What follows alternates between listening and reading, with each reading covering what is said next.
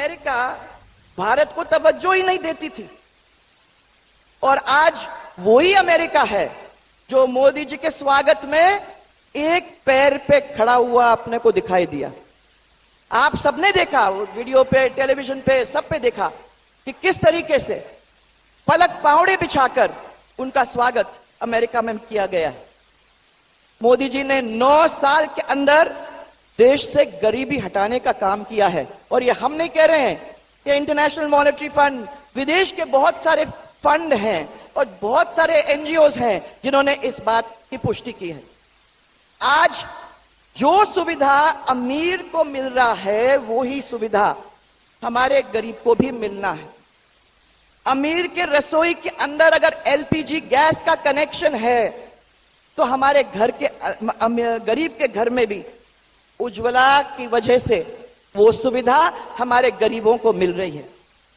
बड़े बड़े अस्पतालों के अंदर जहां अमीर लोग अपना इलाज करते हैं, उन्हीं अस्पताल के अंदर आयुष्मान भारत के अंतर्गत गरीब का भी इलाज बहुत अच्छी तरह से किया जा रहा है। चाहे वो जन धन योजना हो, उसमें 50 करोड़, पीएम गरीब कल्याण हो, उसमें आपके 80 करोड़, और पीएम किसान समृद्धि योजना हो, उसमें 11 करोड़ से अधिक किसानों को लाभ आज मिल रहा है। स्वच्छ भारत मिशन के अंदर 12 करोड़ शौचालय जगह जगह पे बने हैं। अयोध्या में भव्य राम मंदिर बना है। कश्मीर के अंदर धारा 370 जैसा वादा किया था वो हटाने का काम आप लोगों ने किया है, और सर्जिकल स्ट्राइक जैसे बहुत बड़े बड़े फैसलों ने सिद्ध कर दिया है कि मोदी सरकार के संकल्प से आगे कोई भी खड़ा नहीं हो सकता है। कितनी बड़ी बात है भाइयों। मोदी सरकार में देश के हर व्यक्ति का उत्थान हुआ है, लेकिन यहां की गहलोत सरकार को पिछले 4 साल के अंदर खुद का उत्थान करने में वो लगी हुई है। गरीब को तो भूल गई है, परंतु किस तरीके से 4.5 साल में अपना उत्थान, अपने मंत्रियों का उत्थान किस तरीके से करना है, उसकी तस्वीर आपको बहुत जोरदार तरीके से उनने दिखाया है। सरकार के तो मंत्री सार्वजनिक स्टेज के ऊपर खड़े होकर ये कहते हैं कि खुद की सरकार, माने गहलोत जी की सरकार ने तो भ्रष्टाचार में रिकॉर्ड तोड़ दिया है। आप कहीं भी चले जाओ राजस्थान के अंदर, वहां जहां जहां उनके मंत्री हैं, जहां जहां वो जीत के आए हैं, उन्होंने एक रिकॉर्ड भ्रष्टाचार का कायम कर दिया है। मुख्यमंत्री जो कर रहे हैं वो तो कर ही रहे हैं, परंतु उनके लोग भी जगह जगह के अंदर कोई काम नहीं करते बिना पैसों की। आप लोग सब जानते हो, किसी भी ऑफिस में चले जाओ, किसी में कागज बनाने की कोशिश करो, कहीं भी आप लोग चले जाओगे तो आपने अगर कोई काम करने की कोशिश की है तो किसी का काम बिना पैसों के हुआ है क्या? किसी का हुआ है क्या? किसी का नहीं हुआ है, और हो भी नहीं सकता है, क्योंकि भ्रष्टाचार ने तो सीमाएं लांघ दी हैं जिस तरीके से इस समय हो रहा है। मैं भामाशाह, मुझे याद है कि अपन लोगों ने अपनी सरकार के समय भामाशाह योजना शुरू की थी, जिसमें अपन लोगों ने महिलाओं को परिवार का मुखिया बनाया था।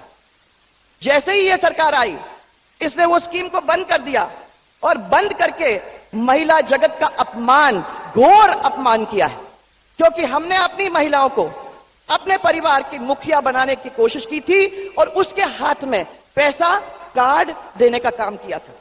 उसको बंद करके हमारी महिलाओं को अपमानित करने का काम इन अशोक गहलोत की सरकार ने और अशोक गहलोत जी ने किया है।